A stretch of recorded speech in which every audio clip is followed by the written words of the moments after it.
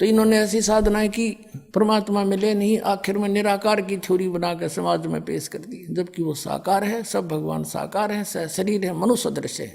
अब कहने का भाव यह कि ये कहता कि सर्व धर्मान परित्यज माम, मेरे सतर की सब पूजाएं मुझे छोड़ दे, उसकी शरण में जा। व्रत माने जाना होता है, आना नहीं होता। तो फिर मैं तुझे सब पापों से मुक्त कर दूंगा, तुझे मैं अपना बंधुआ मजदूर नहीं रखूंगा, मेरा अकाउंट कर दे पूरा। तो इसका हिसाब मन परमात्मा करवा देगा और फिर हम आगे चलेंगे। फिर क्या होगा कि जैसे सतनाम 2 अक्षर के मंत्र हैं, अब 2 अक्षर का दूसरा जो मंत्र है, इस सतनाम का प्रथम मंत्र, हम इसको त्रिकुटी पर अकाउंट होगा इसका हमारा। और जो पहले मंत्र आपको 7 मंत्र दे रखे हैं, ये इसलिए दिए जाते हैं कि क्योंकि आप बहुत युगों से यहाँ अपना कति कंडम हो लिए, इस युग में आए हो, इन संतों के पास जीवन व्यर्थ कर लिया, आपके पाप इतने जबरदस्त हो गए। कई भक्त तो नाम लेते हैं क्योंकि एकदम विश्वास नहीं होता, ज्ञान वो सुन नहीं पाते। अगर पक्का विश्वास करके कि कबीर इज गॉड और आप आ जाओ, नाम ले लो, सब त्याग दो, मर्यादा सब पुरानी पूजाएं, गारंटी देता ये दास है कति कैंसर का बाप हो, तुरंत ठीक हो जाएगा।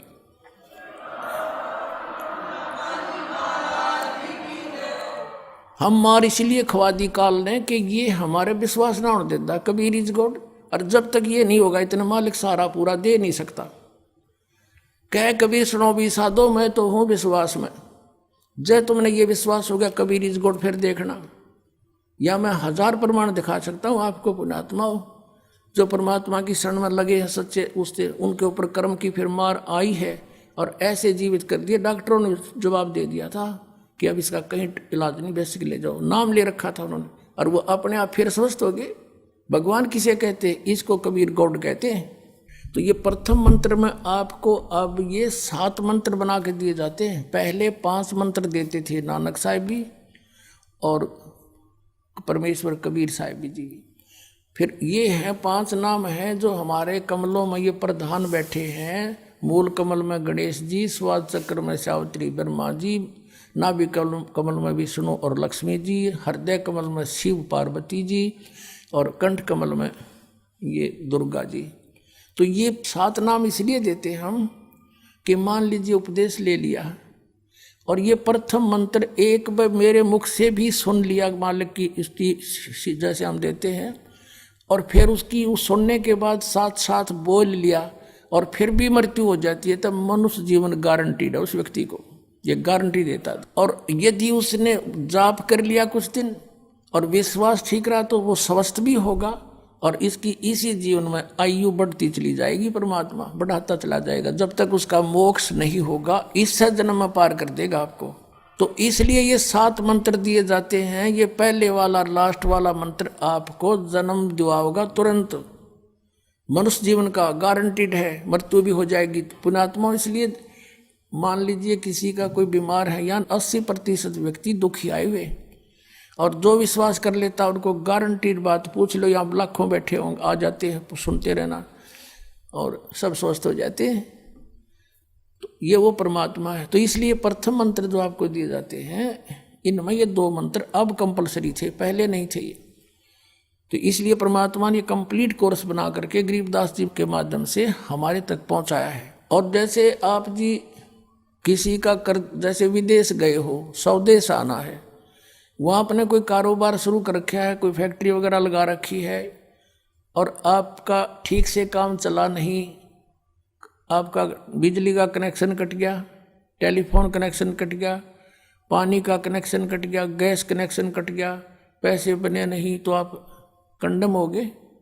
और वहाँ कोई ऐसा प्रभावशाली व्यक्ति आपको मिल जावे, सरकार को गारंटर बने कि भाई तुम इनका चालू करो कनेक्शन, मैं गारंटर बनता हूँ, और फिर उसको कहेगा भी जो पैसे तो देगा यही तेरे कर्जा उतारेगा, नहीं तो फिर काट दियो ना, वो देता क्या बात है। तो ऐसे ये दास आपका गारंटर बनता है और आपके सब कनेक्शन चालू करवाता है, लेकिन इनकी मजदूरी करके ये देने पड़ेंगे, तुमने कर्जा आप तारना पड़ेगा। और परमात्मा जो है कुछ अपने कोटे से भी आपको पैसे देता, क्योंकि आप चला ही नहीं सकते अपनी फैक्ट्री को बगैर थोड़ा बहुत और सारा ना मिल रहा कहीं से, तो वो बगैर आपके वैसे सब्सिडी समझ लो ऐसे देता है। तो परमात्मा पहले आपको सब्सिडी देता है जिससे आप अपना काम चलाओ और फिर डट कर भक्ति करो, मर्यादा में रहो, आप धनी हो जाओगे, बहुत शीघ्र धनी हो जाओगे। बहुत कीमत है इन मंत्रों की। इन भगवानों के जो 5 प्रधानों से आपने मुक्त होना है, त्रिकुटी पर जब जा सको हो उस समय पहुंच पाओगे जब इनसे आप अपना नो डू सर्टिफिकेट ले लोगे।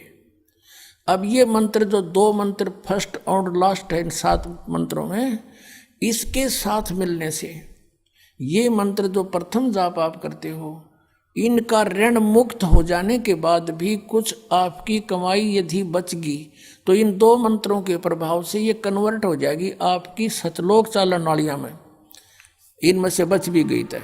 और फिर जब आप यहाँ से प्रस्थान करोगे तो आपका अकाउंट, अब ये कहते हैं राधा स्वामी धन धन सतगुरु वाले, ये जय गुरुदेव वाले कहते हैं हमारे गुरुजी तो कहते हैं हम तो सीधे त्रिकुटी से चलते हैं। यहाँ बताते हैं त्रिकुटी यहाँ नहीं है, त्रिकुटी इसके पीछे बैक में है, यहाँ पर जो नीचे से सारा ये तंत्र साथ मिला हुआ आता है, यहाँ है पीछे। ये कहते हैं हमने ना तो वेदों की आवश्यकता, ना किताबों किसी और, ना हम गीता को मानते, ये भी तो किसी ने लिखी है। और हम तो सीधे त्रिकुटी से प्रारंभ करते हैं अपना रास्ता, त्रिकुटी से, उसका किसी ने नहीं पता। ये सारे ऋषि महर्षि त्रिकुटी माथा मारा करते और उन्हें खक नहीं पाया आज तक। त्रिकुटी से तो बहुत आगे जाना हमने, और त्रिकुटी पर जाना कोई बालकों का खेल है, कोई बरवाले का बस स्टैंड है, चाहे पैदल पहुंच जाओ चाहे रिक्शा में बैठ कर पहुंच जाओ। त्रिकुटी इज द इंटरनेशनल एयरपोर्ट, त्रिकुटी अंतर्राष्ट्रीय हवाई अड्डा जानो। और वहाँ वही व्यक्ति जाता, सैर सपट्टे तो कोई धक्के खाए जाओड़ा, क्या फायदा होगा, उसने देख भी और आ जाओ उल्टा, क्या फायदा उसका।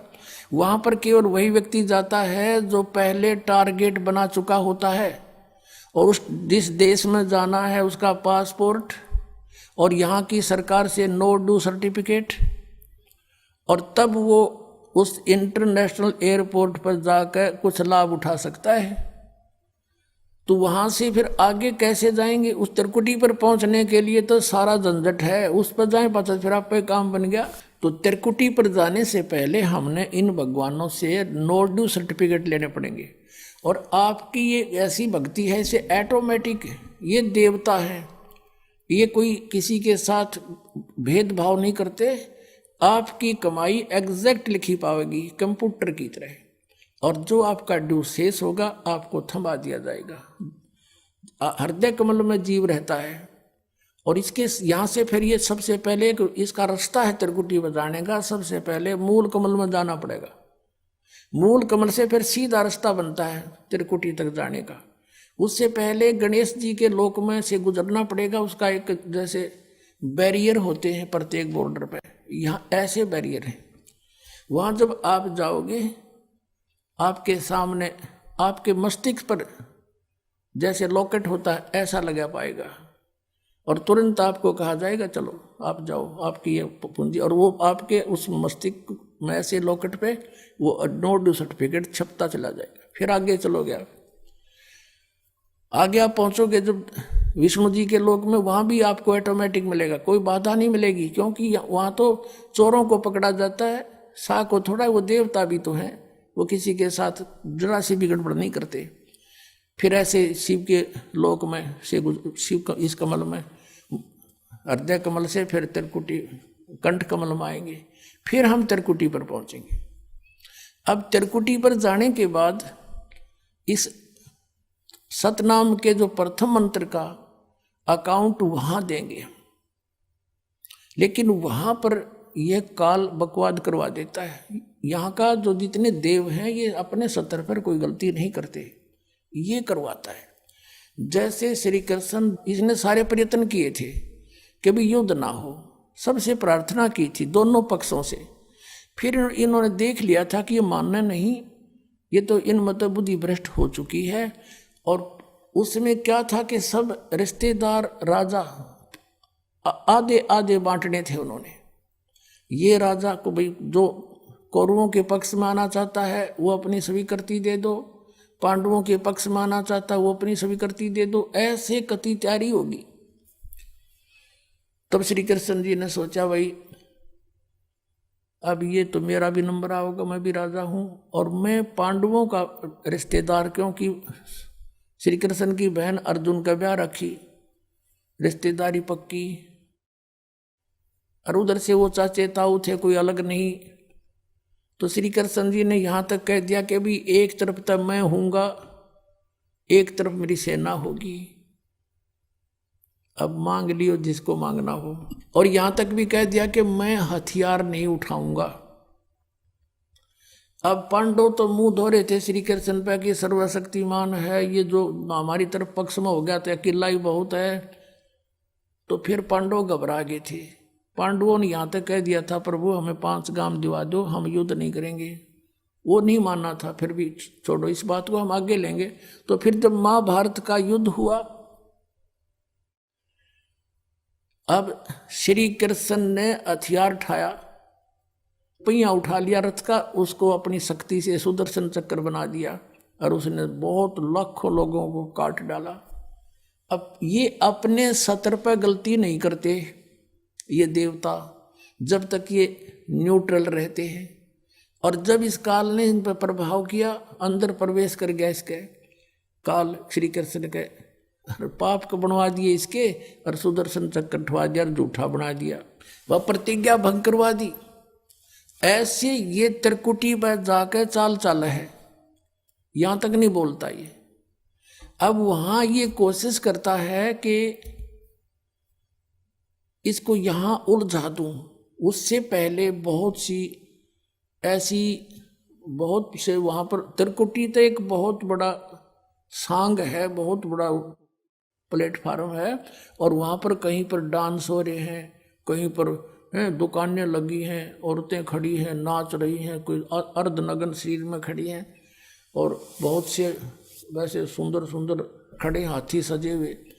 तो ये जीव वहां जाकर बिचल जाता है। सब ये नकली गुरु भी वहीं खड़े हैं, नकली गुरुओं का रूप बनाकर तो काल आता है, और अपने असली गुरु का रूप बनाकर परमात्मा आते। इस दास के रूप में आपको त्रिकुटी पर उपलब्ध होंगे परमात्मा। तो वहां क्या होगा कि कई बार ये काल भी परमात्मा यानी असली गुरु का रूप बनाकर खड़ा हो जाता है। तो सबसे पहले आप क्या करोगे, प्रणाम जब करोगे गुरुदेव को, ये स्वभाव तो आपका यहाँ बना ही दिया जाता है, गुरु जी दिखे दंडवत करोगे। दंडवत करते समय एक सतनाम का सुमरण अवश्य करना होता है।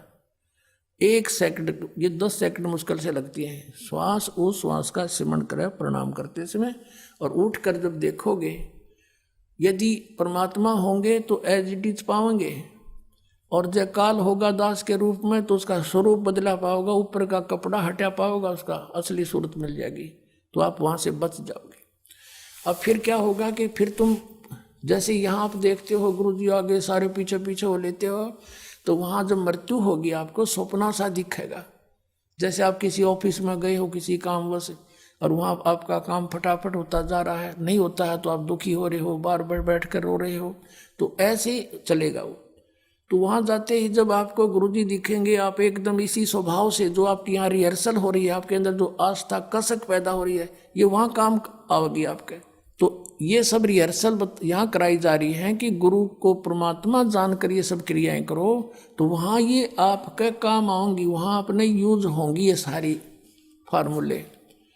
तो जब आपको ये पक्का हो गया कि ये है गुरुजी, फिर आपको लेकर के धर्मराज के दरबार में परमात्मा जाएंगे इस दास के रूप में, और धर्मराज से कहेंगे जी इसका हिसाब कर दो, भगवान का आदेश है, आप लो अपना ये एक इसकी कमाई जो तुम्हारे सत्र की वो प्राप्त करो। ओम नाम की कमाई और ये यज्ञों का जो बचा हुआ यहाँ प्रयोग हो गया सो हो गया यज्ञ, फिर भी बचे हुए भी आपको वहाँ देने पड़ेंगे कि आप अपना संभालो अपने सत्र की। जैसा कि आपके संविधान में लिखा है, ये पवित्र वेद पवित्र गीता भगवान का संविधान है, इसके विरुद्ध जो कार्य करता है वो दोषी है, चाहे जज है चाहे बिना जज है। तो यहाँ का न्यायाधीश बहुत समझदार है, उसने वो सब समझता है। परमात्मा याद दिलाता है 18वें अध्याय के 66वें श्लोक में लिखा है, सर्वधर्मान परित्यज्य माम एकम शरणं व्रज। अपना अपने सतर की जो तुम्हारी है वो अपनी लो इसकी पूजा है और इसको छोड़ो, आगे चलेगा ये। तो वहाँ सतनाम के प्रथम मंत्र का जाप हम वहाँ देंगे, यज्ञ दे देंगे, फिर ये वहाँ से चलेगा। फिर वो आगे जागा तो पार ब्रह्म के लोक से हमने पार होना है। वहाँ पर सतनाम के दूसरे मंत्र की कमाई जो श्वास उश्वास से की हुई है, ये उसके दरबार में जाकर अक्षर पुरुष यानी परब्रह्म के लोक में जाकर के उसको देंगे, वो आगे जाने अलाउड कर देगा। उसके 7 ब्रह्मांडों से पार होना हमें सहयोग देगा, वहां से वो वहां तक जाने का उस टैक्स के बदले में। अब यहां बताया है कि जे तू पढ़ा पंडित बिन दोई अक्षर दोई नावा और पर्णवत नानक एक लंगाए जे कर सत समावा। अब ये 2 अक्षर का नाम जो सतनाम है ये हमें भंवर गुफा तक पहुंचा देगा। भंवर गुफा है, जैसे अभी तक हमने 10 द्वार सुने थे, तो यहाँ परमात्मा ने गरीबदास साहिब जी के माध्यम से कहा है कि 12 मद मैल मठ बोरे बहुर ना दे धरे रे। वो तो 12वें द्वार को पार करके है वो मठ, वो स्थान, वो ठोड़ ठिकाना। फिर जहाँ जाने के बाद बहुर ना दे धरे रे, फिर दोबारा जन्म कभी नहीं होता।